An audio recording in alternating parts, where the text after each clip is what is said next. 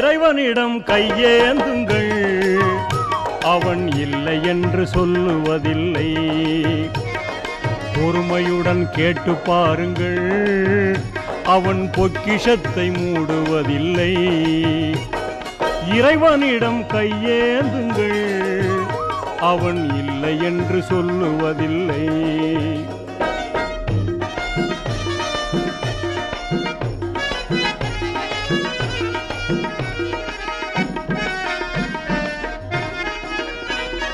இல்லை என்று சொல்லும் மனம் இல்லாதவன், ஈடு இணை இல்லாத கருணை உள்ளவன், இன்னல் பட்டு எழும் குரலை கேட்கின்றவன், எண்ணங்களை இதயங்களை பார்க்கின்றவன்.